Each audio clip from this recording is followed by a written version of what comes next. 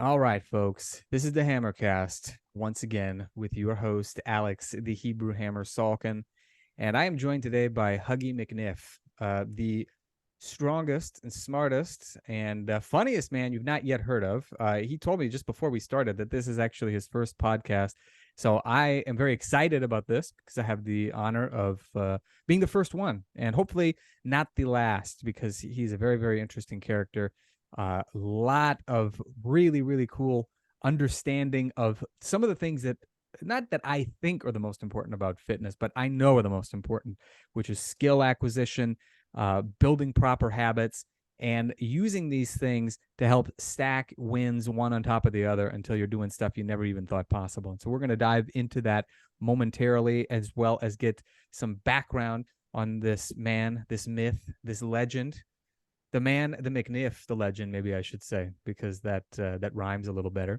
And before I kick things off officially, I want to remind all of my lovely listeners that if you have not already, you should get my 9-minute kettlebell and bodyweight challenge. It's free, number one, and I have yet to find anybody who's complained. Well, I take that back. One person did complain once that it was free. It's a weird story. I'll have to tell that some other time. But it is based around movements of the gait pattern, such as crawling, loaded carries, and other things that you can learn in mere seconds and can positively transform your strength and designed to be done in conjunction with your regular training, not as a replacement of it. So you don't have to put all this other stuff to the side. So all you have to do is go to 9minutechallenge.com and you get your own free copy. That is the number 9minutechallenge.com, and it is all yours. So without further ado, Huggy, welcome to the Hammercast. Appreciate being here, man. Thank you so much. It's my pleasure. I know about you because you and Tim Anderson go way back, and you guys had originally written Becoming Bulletproof. This was the first kind of like foray that I ever had into this idea of moving the way that I now am like a big advocate of. And I have to say, I think you have probably one of the more interesting origin stories of anybody I know, and I don't want to give it away to the audience. So I'd love to hear a little bit about it because you got like the right mix of difficulty and triumph. And that's the kind of a thing that I think people love to know more about and to hear about. And in particular, to come to terms with the fact that, some people just think the only way I'm going to be able to get ahead in life is if I had had this happen as a youngster. If only I'd had that. If only things had been like this. And I think you're a perfect example of why that doesn't have to be the case. So give us some insight into the official Huggy McNiff origin story. Cool. All right. Well, I was a pretty ordinary kid. I was not one of those kids that was naturally gifted athletic or anything. I was right on par with everybody else, but I enjoyed playing. I was undiagnosed autistic, so I was very socially awkward. And I made up for that by trying to make everybody else feel awkward too. I was also real big into comic books, real big into superheroes. And so exercise flowed with that because I wanted to look like that. And that was fine, I think, until about 5th grade. We had moved to Arizona. We moved about every 2 to 3 years because my dad was in the military. And when we moved to Arizona, I got bone cancer. And when I got bone cancer, that just set me way the fuck off. So I was just like, okay, I was sidelined for a little bit. I got fat. Obviously I was not working out. I'm in 5th grade working out. Like I was not moving. And so at that point in time, I'm at a new public school and I'm getting my ass kicked every single day. So then that really started okay, what can I do to change this? Because I really don't enjoy getting my ass kicked every single day. So that was the first thing of, I actually have control over my body. I actually can start doing things. And at that point in time, Herschel Walker was the big thing because bodyweight workouts, and we were poor. Like, my dad was military. We were moving around constantly. There was no way I was joining a gym, especially at like 12 years old. But the idea of sitting there and being able to say, I can do push-ups, I can sit there and go run hills really appealed to me. So I took that. And that's pretty much what I did throughout high school. I just dabbled in different sports and kept on with that and realized that my consistency and my work ethic made up for my lack of talent. And I really, really played on that. And I combined that with a good attitude and showing up and being happy to be there. I took that with me. And then the next thing I did, I played a little bit of rugby after high school. And then after that, I enlisted in the military. I went in the military with the specific purpose of becoming a SEAL. That was it. Like, that's what I had went in for. I didn't want to do that since I was like 8 years old. And so that was my entire goal. Was actually where I got the name Huggy Bear. was when I was a kid, because I was undiagnosed autistic, I was nonverbal. I used to crawl around a lot and I would growl. And so my grandfather on my mom's side, my Mexican grandfather, he called me Bear. And so when you're going through SEAL training and your grandfather writes you a letter addressed to Bear McNiff, you can't have a cool nickname that somebody else gave you. There's no way instructors are going to let that happen. So that immediately turned into Huggy Bear, Care Bear, anything else that you could do to make fun of me for. Of course, me just being the guy that's happy to be there is going to embrace this and adopt it. And eventually my name became Huggy over a period of time because I loved it, man. It was notable. It was like, hey, this is great. I started signing my name that way. And kind of over the years, it just became de facto legally my name. It was like on my driver's license set. And so I actually just went and got it changed at one point. And I was like, there it is. It's officially Huggy Bear McNiff, which is awesome when you're going through the DMV or when you're trying to get through TSA lines, especially if you can find a sweet black lady that like wants to call you sugar or something, and she actually sees your name as Huggy. Dude, I'm making it right through there. It's freaking awesome. Yeah, dude, they're probably just like, you know what? You could skip the rest of the TSA. Don't worry about the X-ray machine. Just go straight to the gate. You're good. That's it. I do miss the hands-on pat-me-downs and cavity searches, but we'll find another way to get that done. Well, I am very certain that you can figure out a way to do that in pretty much any American airport because they are known for doing that for the mildest of infractions. I am told. I always try to be on my best behavior to avoid, such negative experiences. But nevertheless, it's a very interesting origin story for sure. I'm especially curious because I know so little about the SEALs, but Americans in general are very fascinated by special operations, and there's all these movies and stuff like that. So we don't know what's real and what's not. How long does one have to be in the SEALs? Is it like a 3 or 4 year deployment? There is a minimum of a 6-year contract to go through, and the pipeline is extended. So you're looking at beyond your regular enlistment. Now, I am not up to date on anything current, so it's not something that I'm educated to be able to speak on. And what I can tell you as far as me, I was probably the least qualified person to be there. Like physically, mentally, I was a hard worker and I showed up with a good attitude. And that's what enabled me to be able to be successful. And plus, when you're bringing that to other people that are working hard and are naturally good, but they're getting beat up and tired, and you can sit there and be their hype man, they're more than happy to sit there and carry you through some of the tougher phases. So that was me. I was the guy that was happy to be there. To me, that makes sense, though, because I think if I'm not mistaken, one of the things that the SEALs and really probably any branch of the military really try to focus on is that it's about the team. It's not just about the individual. So whatever Correct. It is that you can bring to the team that's going to help you to be more successful in the mission, whatever it may be, that is what's going to be one of the things that's going to make if you get called an individual, that's an insult. What's that? Being called an individual is an insult. I can only imagine, because it's kind of like saying you're not a team player. You're in this for yourself. You're not in this for your comrades. And so, yeah, I could definitely imagine that. So you did your 6 years. You had, I'm sure, tons of different adventures.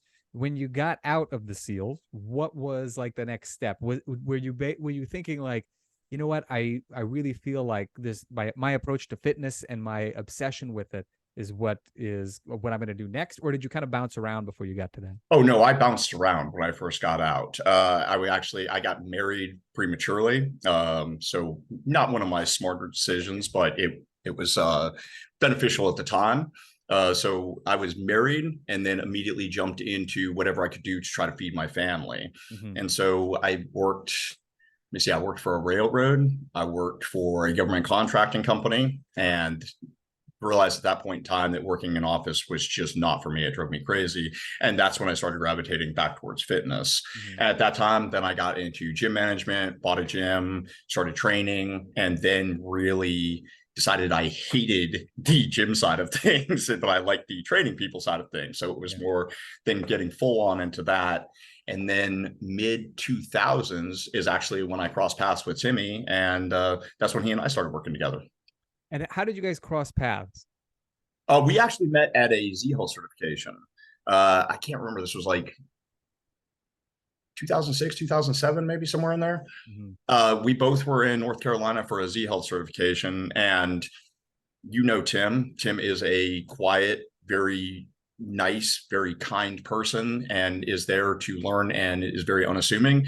And I am very loud and obnoxious and is deaf and trying to make everyone else feel as awkward as I am so that my social awkwardness doesn't shine out like a beacon.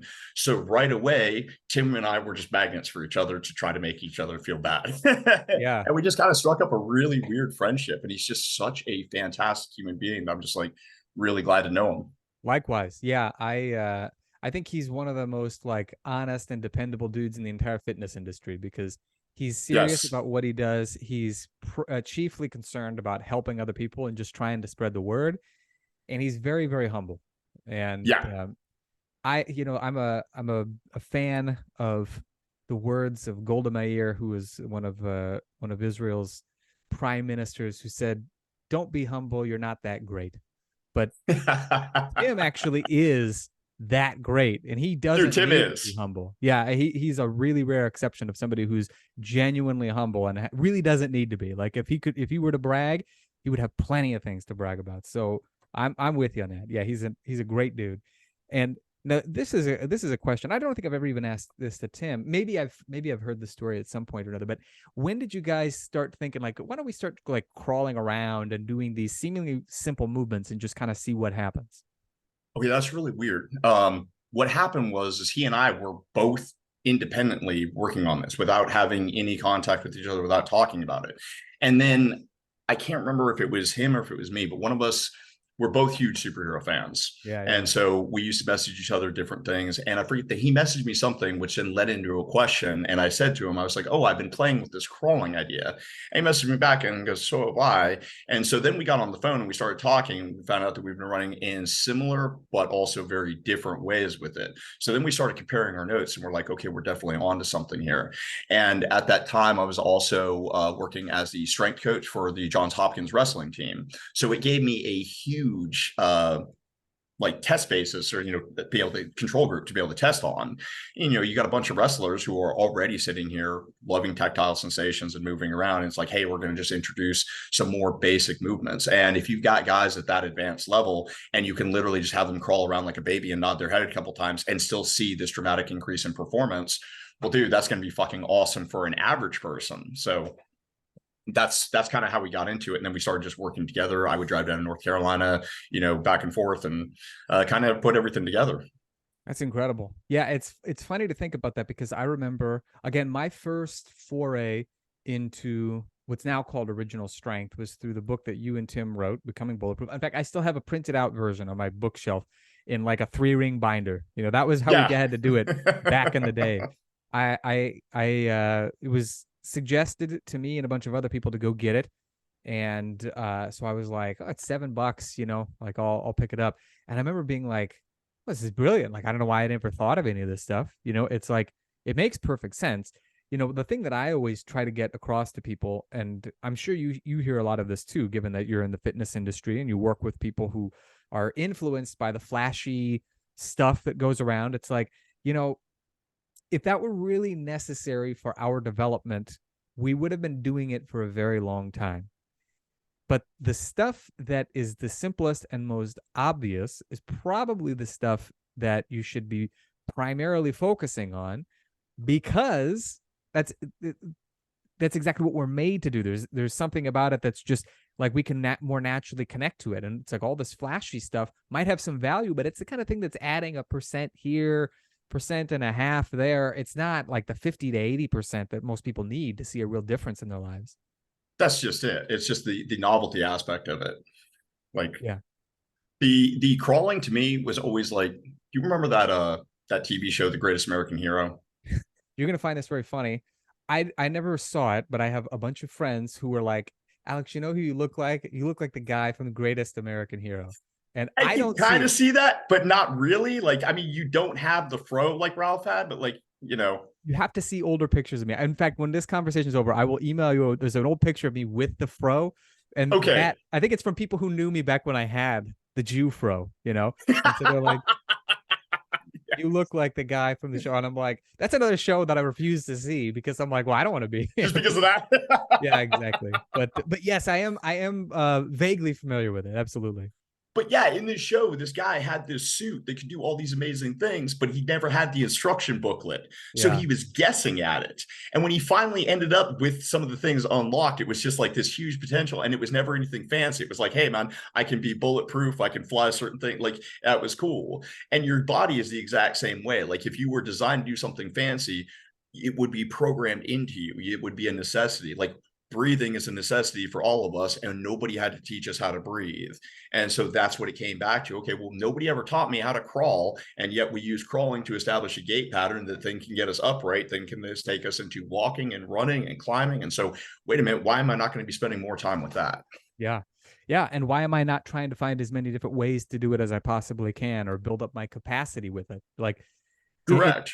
I kind of think, and this is the other thing too, that I'm sure you'll agree with me on this one, because I this is really mostly just with like private students that I try to broach this topic with. But it's like, okay, like exercise is good, and I do think it's a necessity because we have kind of a dearth of movement in our lives, and so we need to fill that gap in some sense. But exercise in general is like distilled and standardized versions of movement patterns that we would do naturally if we had all the other things to do that we used to do. And so it's like there was like, it's great to be good at push-ups, but like with the exact right hand position and the exact, this, that, and the other thing, it's like you should do it in other ways too, because your body in general is made to push in that direction for certain things. So there's no reason to get like super perfectly good at just one thing and leave out all the other variations. And I think it's easy to get people to understand that with crawling, because they can crawl forward, they can crawl backward, they can crawl to the side, and they could start adding in this movement pattern that they've ignored, the gait pattern. And then from there, they see, well, look at this, it had all this great impact on all this other stuff that I'm doing. My push-ups got stronger, my squats got better, all this other stuff. And it's like people finally start to make the connection between exercise and movement rather than trying to divorce those two things from one another.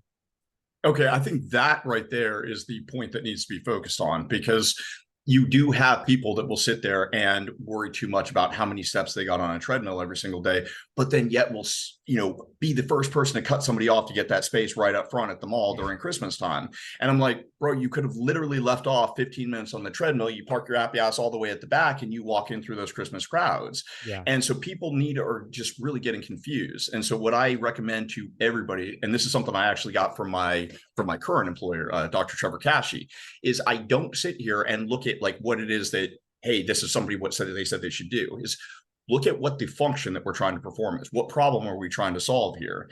And so if we are trying to sit here and move better, then let's focus on moving better. If you're focused on aesthetics, but you're telling me that you want to move better, well, now we've got some cognitive dissonance going on and we need to manage expectations. So again, divorcing exercise and movement is going to be something that is going to cause a lot of people problems.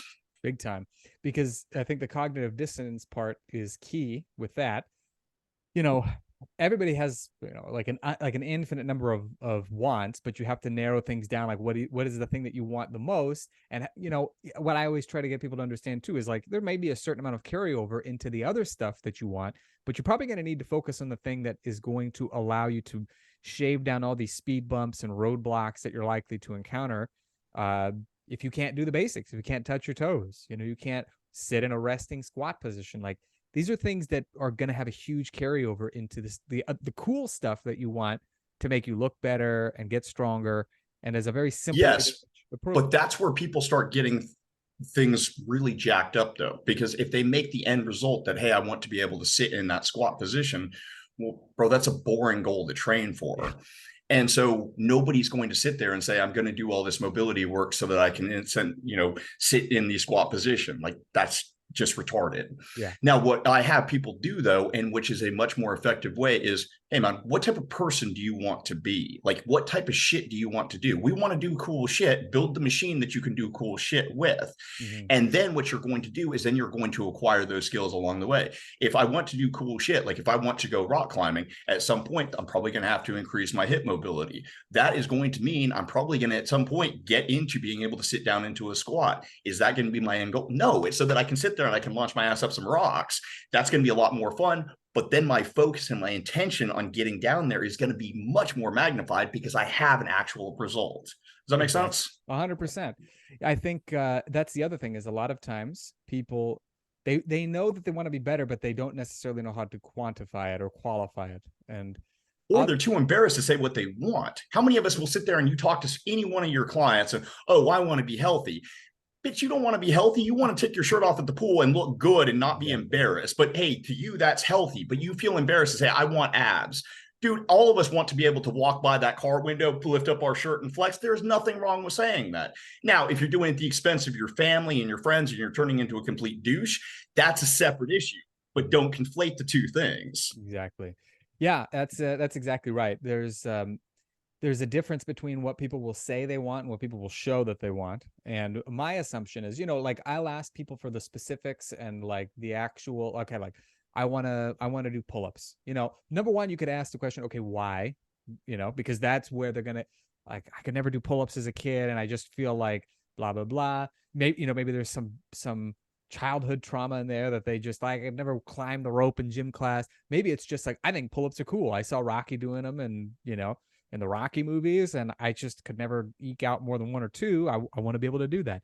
But yeah, a lot of times, like everybody, very, very few people do not want to look awesome without a shirt Yes. on, That's so it. I always make that as a consideration. And I always, and it is hard for some people to admit that because it seems like, I don't know.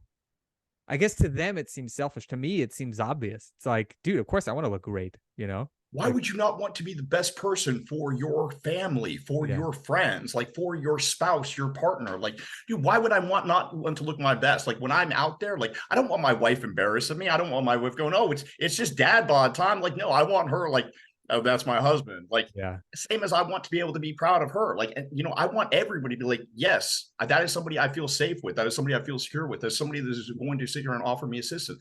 A strong physique offers that reassurance. Yeah. And then you can just back it up with the strong, kind attitude. Absolutely. I remember reading some time back. I thought this, like, I couldn't have thought of a better way to have explained it myself. But if you want to avoid trouble, like in the street, late at night, whatever, be jacked. Like look like an adult, because people are going to be like, all right, look, you know what?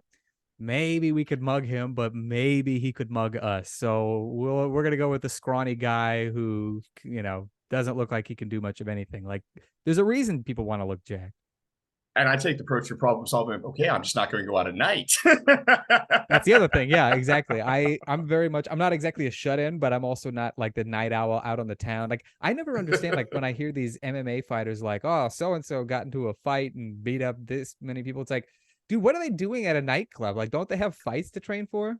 Yes. That's just it, dude. I'm like, but I'm not making the big bucks either. So who knows? Well, I guess depending on who you talk to, maybe neither are they. There's all this whining right? UFC fighters not making enough money. So I suppose that would probably make you want to go out and drink if you're, putting your health on the line and not actually making all that much money. And not making any money? Yeah, I'd be pretty upset about that too. Yeah. But the big thing about all this stuff is that people have to have a change in their mindset. And I think, like you said, the mindset of, well, I'm going to do this really complicated, cool, flashy looking stuff.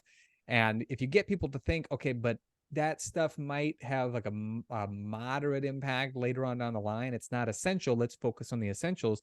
There are other things that you have to be able to do to get people to get their head right so that they are working in the right direction to actually solve their problems and become the kind of man or woman that they really want to be. And one of the big things is skills and habits. And I'm especially curious because I've long believed that these things are very important. And I always like to hear what other people's perspectives are, because I know that you're a leader for your people in nutrition and proper eating habits and things like that.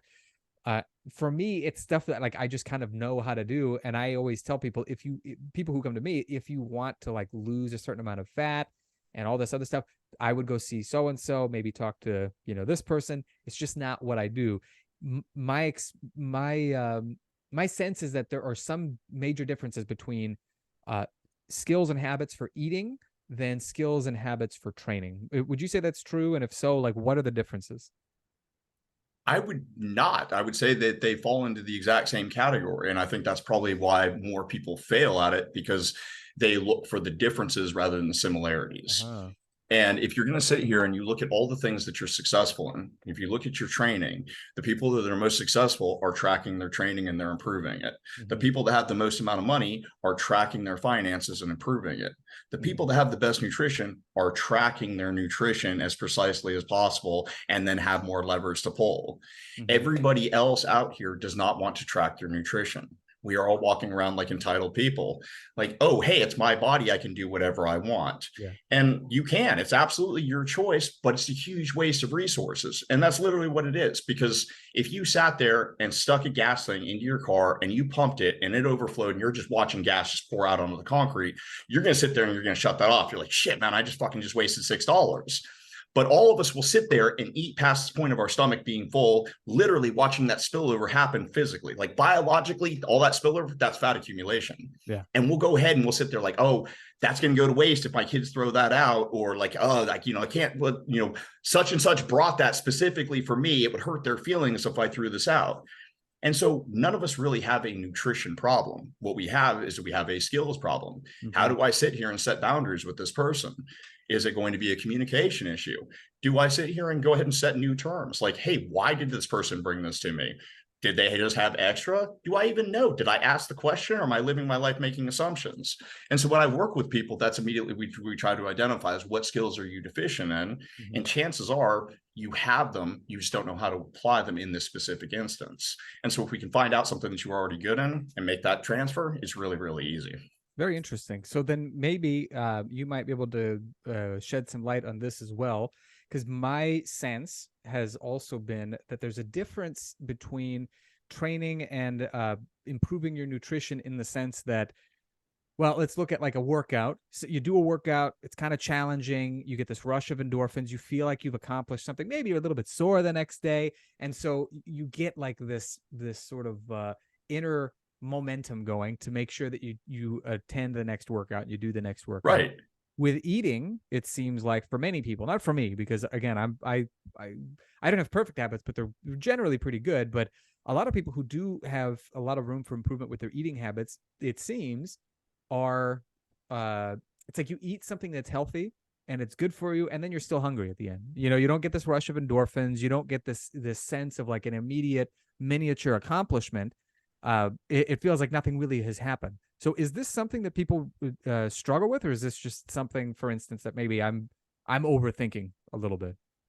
Well, we could just look at this from a very basic point. How many times has somebody been rewarded for eating something healthy? Probably never. So why are they going to get a rush of endorphins if there's never been an impetus for that to happen? Yeah. Now, let's go ahead and contrast that with completing a successful training session, going ahead and having an awesome workout with friends, anything like that. You've got high fives going on. You've got people telling you good job. You've got accolades coming in. There is another impetus besides the physical stimulus. So you have different things that have now been combined into a specific stimulus that makes me want to go back. So how do you go ahead and recreate that for eating? Well, why not just reward myself? Okay, dude, I just ate an amazing meal. Just is getting me closer to my goals. I'm going to go ahead and check this box. When I have this many check marks, I get to go ahead and do this awesome thing. And we recreate this. And that is how successful people do it.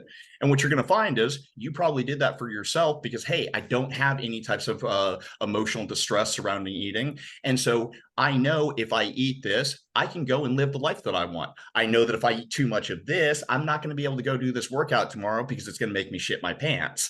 Am I going to want to shit my pants this many days in a row and miss that many workouts? No. So it's probably going to make me say this food is going to be done in moderation on days where I don't work out. And so you've naturally moderated this, but it's the same acquisition and display of skills. Yeah. You're just doing it more unconsciously. That makes sense. Yeah, because, I have kind of a built-in routine in that like one day a week, I have like a cheat day. Some people don't like the term. I think it's perfectly acceptable. And it's like, I just eat something that I normally wouldn't eat. And that's it. It's like, once it's done, it's like, for the most part, I don't really have any desire to repeat it. It's like, just, I did it. It's over. Okay. Now it's back on the regular routine. So yeah, it's kind of like a built-in weekly thing. And it's nothing that I really even have to plan for. It just happens almost automatically. And so it's kind of like maybe a mini reward might be a good way to look at it. And so it's very interesting because it does seem like there are a lot of parallels between your training and a variety of other things, maybe your performance at work. There are rewards for the kind of behavior that we want to see repeated, and we don't often reward ourselves for our eating better. How you train your dog is exactly how you should train yourself. The difference is we try to believe that our feelings are more important than the actual result. And this is where people start getting screwed up. And this is what I tell everyone is take the moment to validate your feelings. Those are absolutely important. They are the fuel. They are the engine for everything that we're doing. But dude, there is no type of steering with that amount of power. That's why you need to rely on data. So this way we can make informed decisions using all of that freaking drive. And so, yeah, I'm going to sit here and tell you that I'm pissed off at something. I'm going to sit here and tell you how upset I am or how happy I am. But am I going to act on it? No, because I know my feelings are mercurial. They may change depending on what's going on in the next 3 minutes. But I can go ahead and use those to go ahead and say, okay, well, this happens often enough. I'm going to go ahead and let it drive me in this direction. Yeah. The big takeaway from that, in my opinion, is that you need to be able to look at what's happening almost from an external point of view. Like, I am feeling this way. I'm not negating the fact that I feel this way, but what I do next, is it going to be something that maybe I'm going to regret because I have this sort of passing subjective feeling? Or is it something that I'm going to channel into where I need to go, what I need to do, and also not negatively impact the people around me? And that's just it. And then what you're going to is if you're going to actually break that down, you're talking about like 4 different skill sets. Yeah. But the way you just phrase that, if somebody was going to look at that of like, oh, hey, I'm going to create some space in a stressful moment, and at the same time, then audit the situation and choose a different path than what I've done before, is that a reasonable ask for somebody? Absolutely not. So what is a reasonable ask for someone who has never succeeded in a successful point? Well, hey, man, can you not blow up for once? Can you go ahead and take a breath and not say something stupid? Let's start there. And then once you've actually not said something stupid enough times and you've started to then grind down this neural pathway, well, now we can start training something different. And that's basically how it works, is it's literally all just behaviors. It's okay, what is the probability of something happening and how do I influence that probability? You talked about, I think up to this point has basically been, we've talked about habits, like you just mentioned. You're going to make you're going to make choices whenever this sort of thing happens till you get to the point where it's easier to make this choice. There's a bit of a groove going on. But what about the skill aspect of it? I mean, what relation does skill have with all of these different things that we've talked about so far? Well, if you can identify what skill you're deficient in, everything becomes easy. Things are only hard because you lack a skill to make it easy. That's what Dr. Cascio always says. So why is getting up hard for people?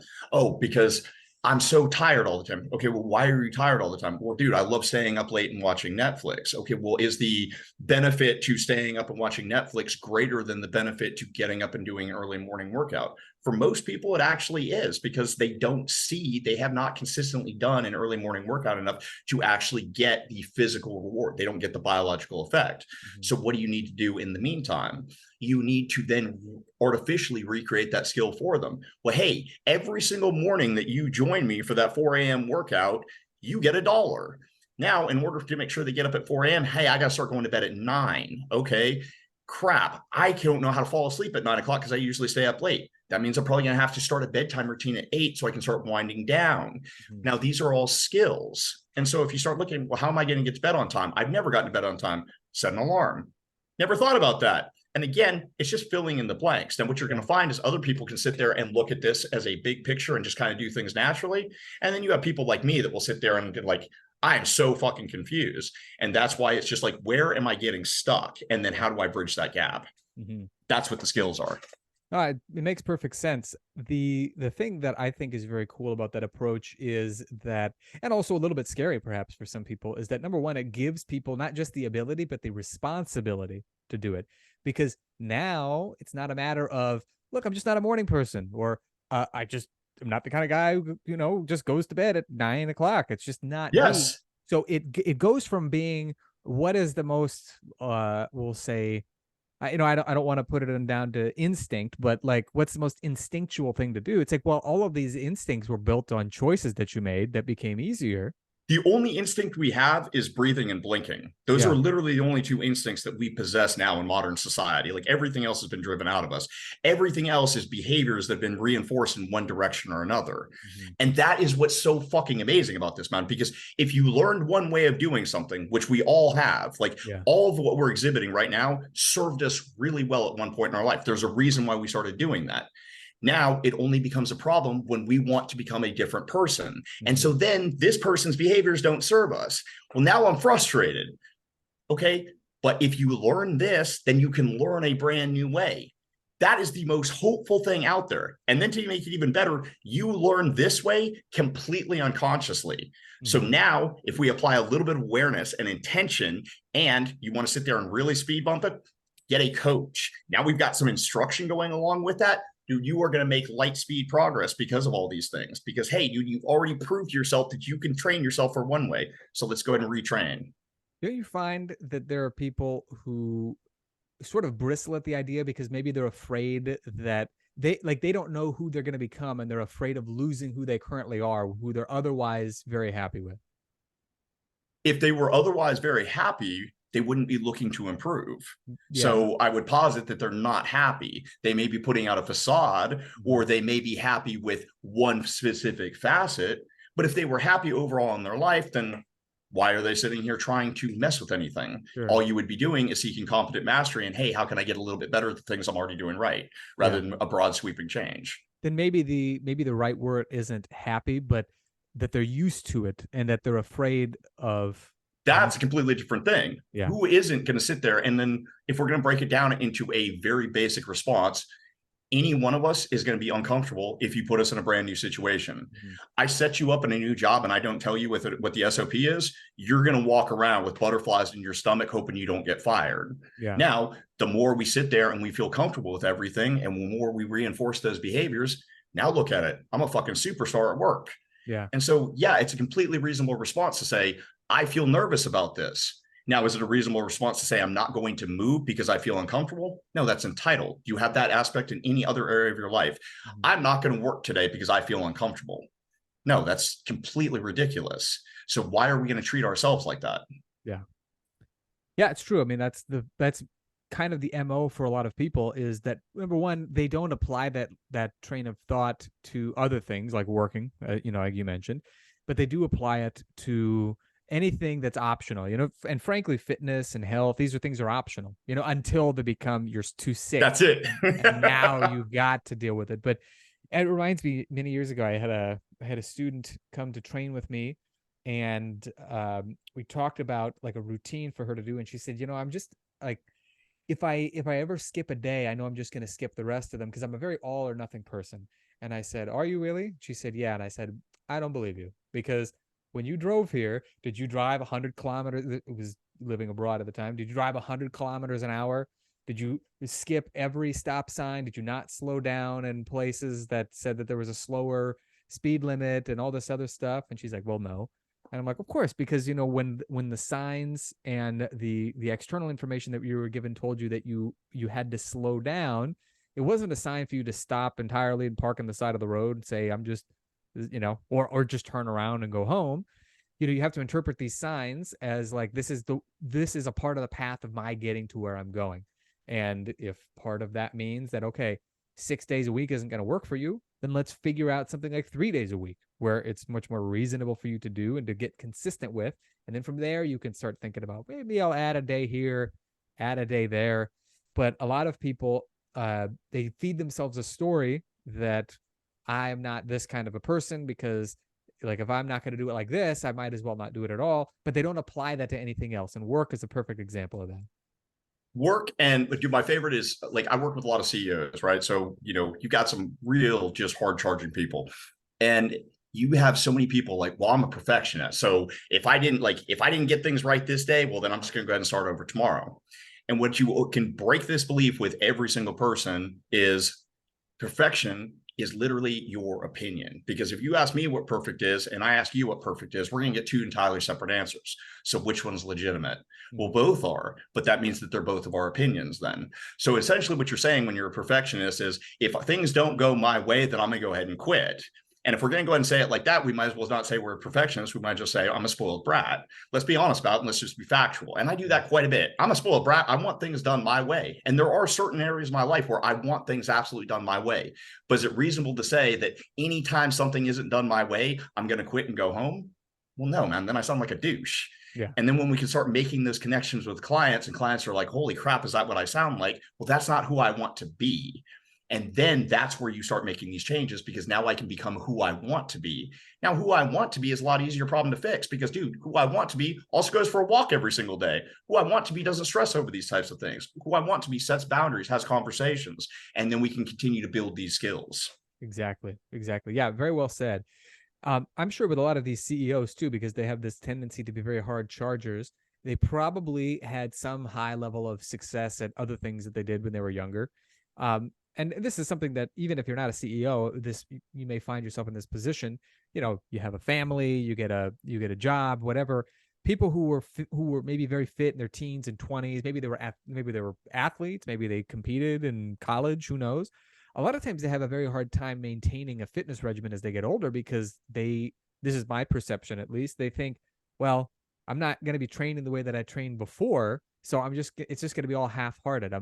It's not really going to be good enough. How do you deal with people like that who were very high level athletes, or even reasonably good athletes, or very fit in their younger years, and now they're in their 30s, 40s, 50s and beyond, and they want to get fit, but their definition of it is something that no longer fits their lives? You rework the definition and manage expectations. Then is it reasonable for you to expect the same type of results in fitness that you were having when you were 18 years old? You were getting 10 hours of sleep at night, and your only stress was, hey, am I going to make it to this party on Friday, and did I remember to do the paper? Versus now you're 40 years old, your recovery is a lot more compromised, you have 2 kids at home who are stressing you out, and your wife is also sick this week. And so if we're going to make these clear comparisons, let's make sure that it's compared every single point across the board. And so if you can tell me that, hey, I want to recreate this environment over here, then yes, I will recreate the training. And so what you find with most people is that they haven't managed their expectations. And again, it comes back down to environment. Well, I think I want to be able to train this way because I remember being happy. I remember the camaraderie. I remember excelling. Well, if I can give you camaraderie and I can give you excellence without making your life worse, doesn't that sound amazing? Well, how do we do that over here? Yeah, no, it's perfectly said. I think that the next question then for them has to be, how do you get cool with that? Because this is obviously going to be something that's going to move you further ahead, but you're going to have to create a new level of what is acceptable to you, because you're not going to be warming up, with 315 on the bar like you did when you were a kid. You're probably going to have to start with a lot less, and you're going to have to build back up. So can you, this sounds like it goes back to the skills. Can you go back and can you mark like, okay, I got all these days that I showed up, and even if things didn't go as planned, I still showed up and I did what I could. Now I get to celebrate that, because that is a step in the right direction. Whereas before I would just go months without doing any more training. Is that basically the kind of approach you take with them? Again, that's perfect. That's a great example. So if we're going to take that approach, like, for example, how many clients do you have that come in, I want to start working out again? Okay, right away, they're looking at that as one single skill. Whereas we know it is multiple skills. We have the skill of being able to show up. We have the skill of being able to schedule it. We have the skill of actually being able to execute it.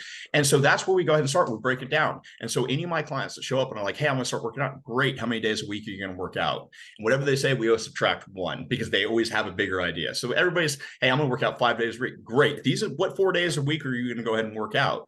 I'm going to work out on Mondays, Tuesdays, Thursdays, and Fridays.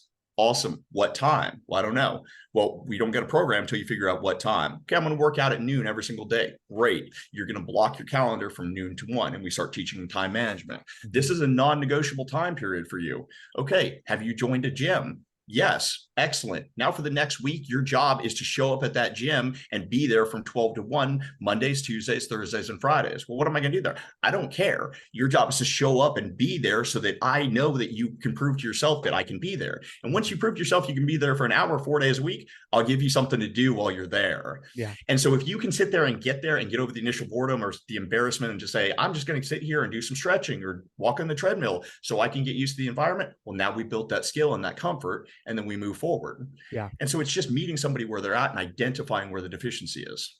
You know, I don't know if I've ever told this story before, but this is, by the way, this is something that works very well with a lot of different things to kind of amp your way up. And I learned about this first from the book Psycho-Cybernetics. I'm sure you've heard of it. Mhm. And I remember it was many years ago. I had to buy a car. I had moved back to the States. I was carless, and I was living in like kind of a smallish town in Pennsylvania where it's like, I mean, you could get by in a town without a car, but it was like all the cool stuff was elsewhere, so you kind of needed a car.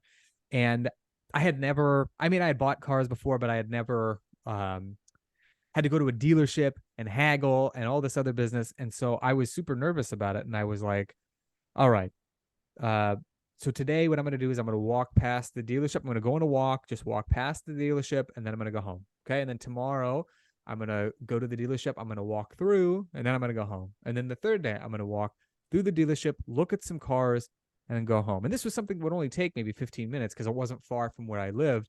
Finally, it was, I think, maybe the fourth day, showed up, actually went in, spoke to somebody, and I felt like I had a lot more confidence because now I was used to the environment. And it was something that I realized, like, okay, a lot of this unease was in my head. And even though, my haggling didn't work, and they, the car, I wouldn't say I wanted to buy it, but was capable of buying. They weren't going to Yes. go down in the price. And but I felt like, okay, you know what? I could do this again because now I've got this. I kind of understand how it goes. I'm not as like nervous about having to hold my own against, a car salesman. Yes. And I think that you talked about this earlier. If you can do that sort of a thing in anything, you can do it with fitness. That's it. That's it. And using that example, man, like what I would go ahead and do is like if you came to me as a client and said, hey, this is the function I'm trying to do, I want to be able to go buy a car, we could literally sit there and condense that down because, okay, the function is you want to feel comfortable enough to be able to ask these questions. Yeah. Do I have to waste time walking by the dealership to feel comfortable enough to ask questions? No, but because you weren't able to bridge the gap of, hey, that's where the skill deficiency is. Nowadays, we can immediately take a look at you and say, well, Alex doesn't know how to talk to a car salesman. You know what we need to do? Let's get on Fiverr and let's hook him up with an interview for a car salesman. We're going to do 2 days worth of interviews so that you can do everything. And we don't even need to worry about this 4 days of walking by and feeling comfortable because you're going to go in there going, I know exactly what to say. Yeah. And so again, identify what the function is, and you're going to be able to bridge that gap much quicker. And you do it naturally, just kind of by feeling things out. But this is why people get frustrated, because if they feel things out and it doesn't work, well, then I'm just a failure. The other thing is that people can figure it out for certain things, and then they can't translate that that's a skill or really a pattern Yes. that they can apply to anything else. Yes. How many people do you hear, I'm not motivated, or I don't have enough willpower? And dude, show me on a cadaver where the fucking willpower is stored. Show me where motivation is stored. Yeah. It's not there because it is a series of reinforced behaviors. You got rewarded for doing this thing. That reward was enough that made you want to show up to do it again. The people that go up at 4 a.m. to go out for a run, they find some type of natural impetus and reward. And so they keep doing it. Yeah. That's the only difference. That's it. You can artificially create that for yourself. Yeah. The cool thing about all that is that it opens you up to a world of realization that you're really capable of so many things that you don't think that you're capable of. You can learn tons of things that don't necessarily come naturally to Yes. you. But then the scary thing then, like I mentioned earlier, is that once you realize you have the ability, then comes down to the responsibility. If it's something that you really want to accomplish, you know what to do. It's one thing to say, I don't know what to do, and I would do anything to figure it out, versus I don't know what to do and I don't care, versus I don't know what to do and I refuse to take action. Oh, yeah, dude. Completely separate things. But what I would go ahead and posit is this. All you need to do is, now that you understand that, hey, I have a limitless capability for learning, now manage your expectations on your time frame.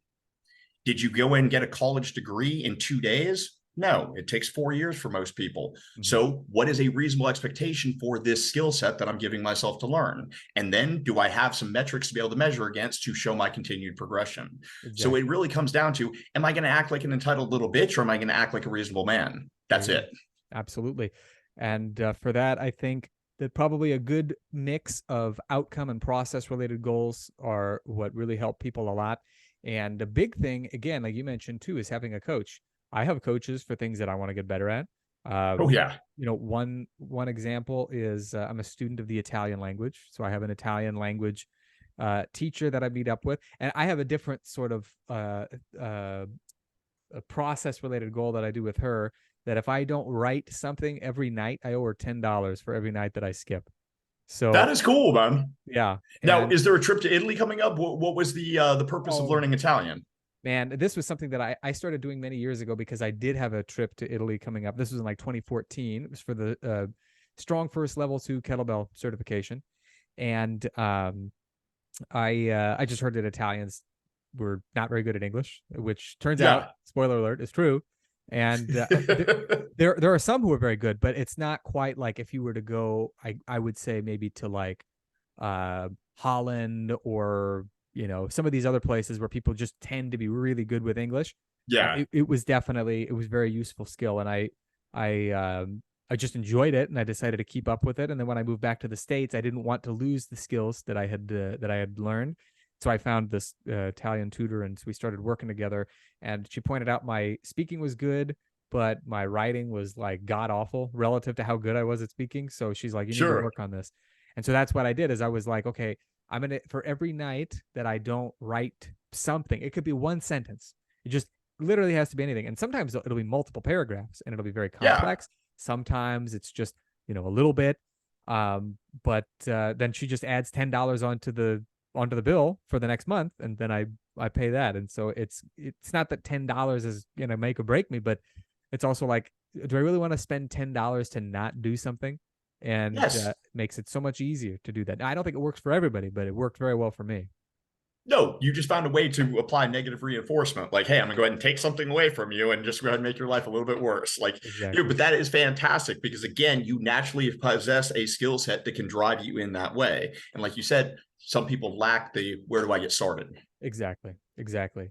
Now, on the topic of coaching, you offer coaching skills. Is it only in person, or do you online coaching as well? Oh, we do all of our coaching online. It's actually Trevor Cash Nutrition. If you go to trevorcashnutrition.com, I believe is the website.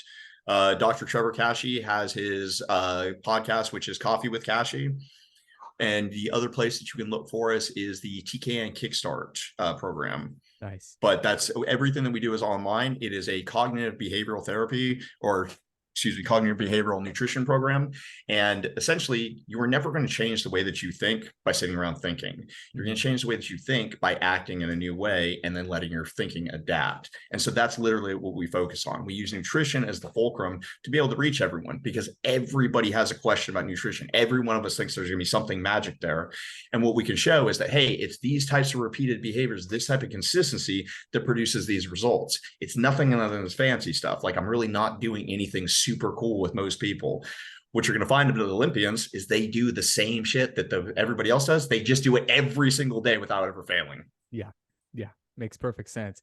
So if people want to get in contact with you, people who are interested in your no nonsense ways and your excellent ability to break down exactly what skills and habits they need to build and in what order, it's Trevor Cashy is Kashey, correct? Correct. Okay.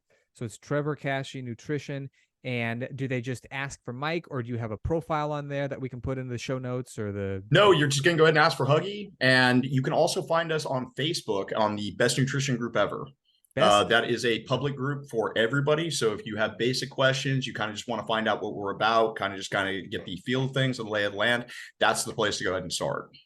Excellent. So I highly recommend it because Huggy is the professional's professional.